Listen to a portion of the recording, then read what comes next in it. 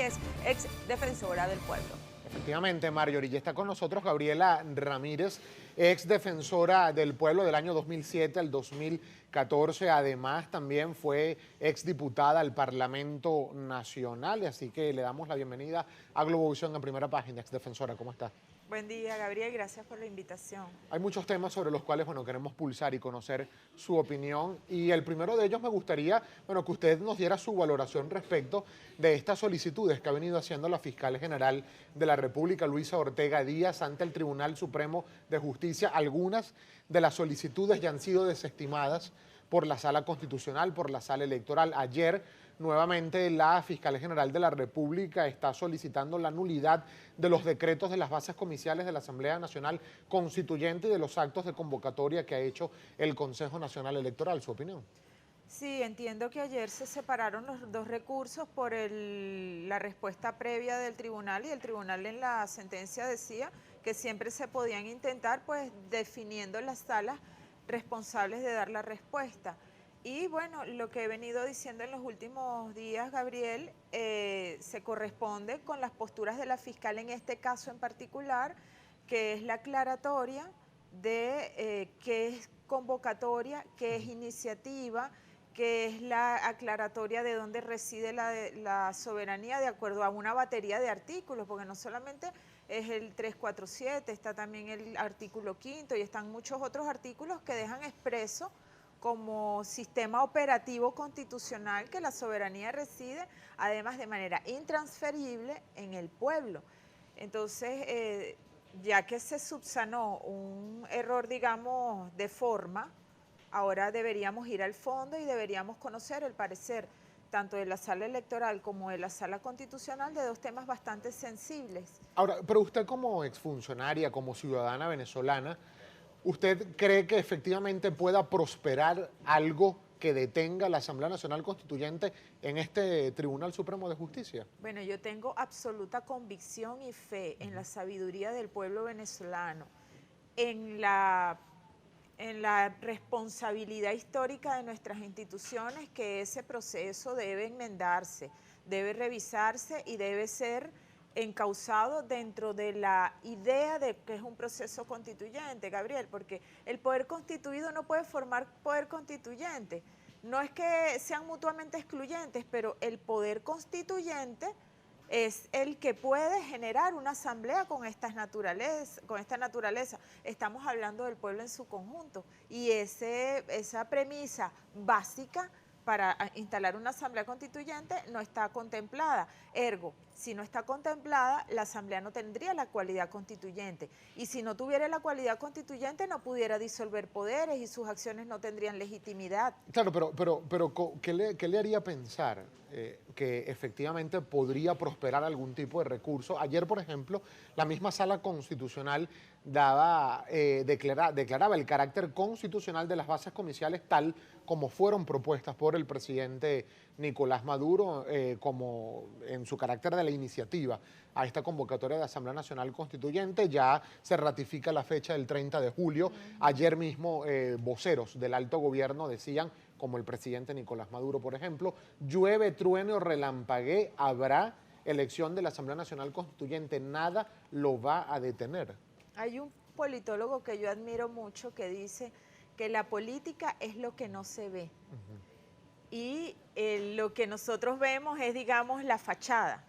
Pero yo estoy segura que internamente hay personas que esta Constitución, el presidente Chávez la levantó más de 1000 veces. Y esta Constitución, por esa misma razón, forma parte del ADN de la ciudadanía venezolana, y nosotros, antes de militar en una corriente u otra, nosotros somos venezolanos, nosotros conocemos cuáles son los derechos que nos asisten, y esa es la circunstancia que puede quebrar esa actitud política de decir que la constituyente va, truene, llueve o relampaguee, no obstante que cada vez más sectores en el país están diciendo que la constituyente no va a tener ese carácter. El documento que ella va a elaborar no va a ser una constitución, va a ser un documento de unas personas que fueron electas por una sola corriente, y evidentemente si llegáramos a ese punto, ojalá que pueda reflexionarse antes, ¿qué viabilidad tendría ese instrumento con el escenario que ya desde hace casi 3 meses tenemos en el país. ¿Usted se considera chavista?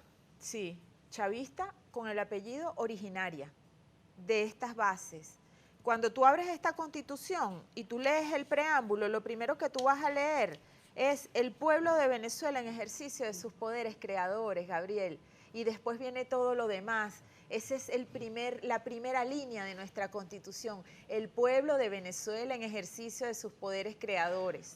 Y siendo que usted se define todavía como chavista originaria, ¿qué opinión tiene, qué opinión le merece recientes declaraciones de personas que están hoy en el gobierno del presidente Nicolás Maduro formando parte de la dirección del Partido Socialista Unido de Venezuela y se han referido a usted y a otras personas que han declarado públicamente su rechazo a esta iniciativa de Asamblea Nacional Constituyente? Bueno, se les dice traidores que nunca fueron chavistas como tal. Incluso hay quienes han asegurado que la molestia que expresan, entre otras personas, usted, es porque no tiene un cargo hoy dentro del gobierno nacional.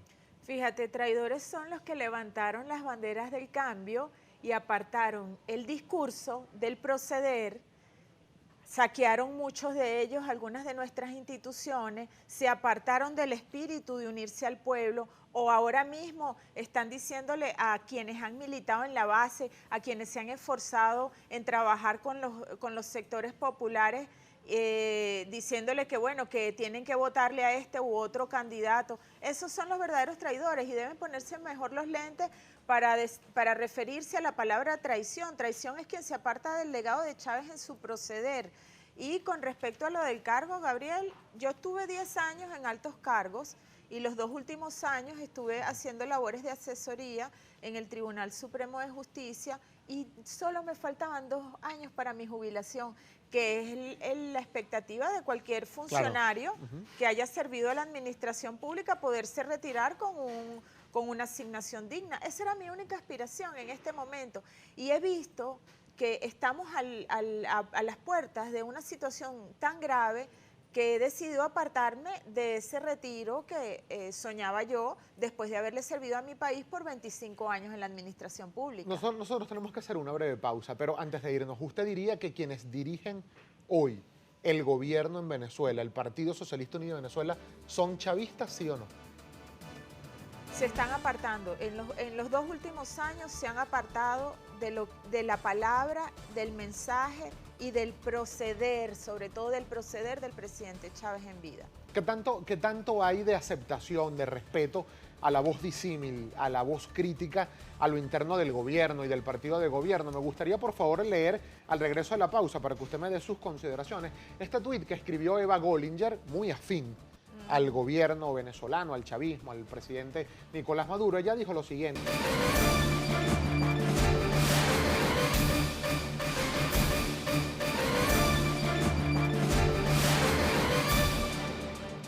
7:55 minutos de la mañana, de vuelta con mucho más de Primera Página. Gabriela Ramírez, ex defensora del pueblo, ex militante del Partido Socialista Unido de Venezuela, además se define como chavista originaria. Sigue con nosotros. Su opinión, por favor, acerca de este tuit que escribió una persona muy afín, por cierto, a las causas del chavismo y del gobierno en Venezuela. Eva Gollinger, cito de nuevo: ¿cómo se puede promover y lograr un diálogo constructivo si todos los que expresan críticas u opiniones diferentes son calificados como traidores? Su opinión. Sí, es impensable, Gabriel, avanzar en esa dirección porque si es más, o sea, son líneas rígidas. Mira, no, pero es que esa es la línea. Usted repita la línea y eso es para toda la militancia. Entonces, ¿qué ha pasado? Que ha habido una migración y han quedado las personas, mira, más leales, más trabajadoras y más comprometidas, que son las que están llevando sobre sus hombros en este momento el proceso que ha convocado el presidente. Pero a la larga, esas personas no son escuchadas, Gabriel. ¿Y cómo se alimenta una organización política si no se interpela ante su propia militancia? Ahora, usted que seguramente todavía debe tener amistades, afectos, contactos a lo interno del Partido Socialista Unido de Venezuela, del gobierno nacional, ¿cree que se puede hablar de una fractura? ¿Hay sectores internos que quizá no lo han dicho públicamente, pero están contrarios a esta iniciativa de Asamblea Nacional Constituyente en las formas en las cuales se está convocando?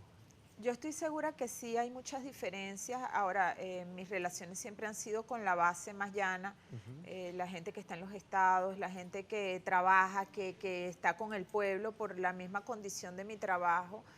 Y probablemente ellos no tengan la capacidad de mover o de hacer alguna incidencia en esa cúpula tan rígida que, bueno, que va avanzando a trocha y mocha con este proceso.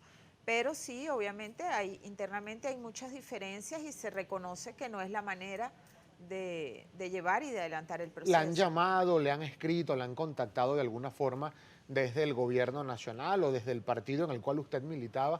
Bueno, quizás para tratar de acercar algún tipo de postura. No, realmente no. Sí he recibido, digamos, algunos reproches de forma cariñosa, de forma afectuosa, no ha sido intimidatorio. Y bueno, yo he reiterado mis posiciones porque son posiciones de principios y de conciencia, pero sobre todo, Gabriel, porque por este camino nosotros lo que estamos es destruyendo lo que el presidente Chávez nos dejó. Ahora, ¿usted considera que a esta Constitución no hace falta cambiarle nada en este momento? No, eso es lo que lo diga el pueblo, eso que lo diga el pueblo. Yo, por ejemplo... ¿Pero usted qué opina? No, sí, se le puede incorporar el tema de los derechos de la tierra, por ejemplo.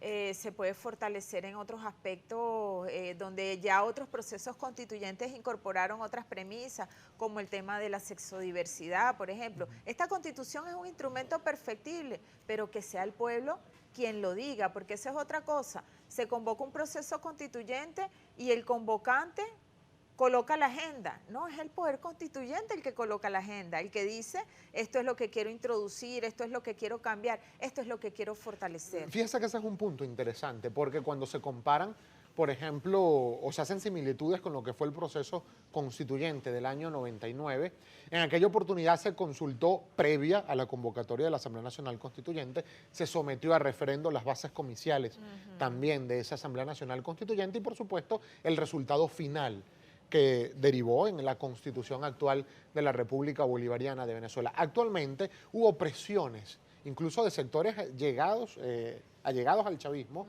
para que se incluyera la modificación de las bases comiciales y se hiciera quedara expreso el referendo aprobatorio de lo que derive de esta Asamblea Nacional Constituyente. Sin embargo, lo que se hizo fue un exhorto para que la Asamblea Nacional Constituyente decida si se hará o no ese referendo aprobatorio. Es decir, ni siquiera es obligatorio la consulta. Es que la misma forma como se acude a la constituyente, la vicia de nulidad, Gabriel, porque no tiene esa cualidad. El único que le puede dar la cualidad constituyente es el pueblo en su conjunto. Y hay que agregarle el retroceso terrible, discriminatorio de sectorizar el voto. Eso nos lleva, no a la Constitución del 61, eso nos lleva al tiempo donde pues el señor feudal votaba por todos los siervos, por ejemplo. Esa votación sectorial es inaceptable en un proceso como es un proceso constituyente. Pero desde el gobierno dicen que va a ser voto universal, directo y secreto para todos los venezolanos. Pero, por ejemplo, si yo no estoy en un sector, no le puedo votar. ¿Y cuándo se realizaron esos censos? Todos los sectores aprobaron esos censos. ¿Quién organizó esos censos? Son preguntas que es importante hacernos en este momento. Entonces, esa sectorización es algo que despierta muchas sospechas sobre el proceso de votación. Nosotros vamos a ir a una nueva pausa, pero para el regreso me gustaría también su opinión acerca de la actuación que ha venido tomando respecto...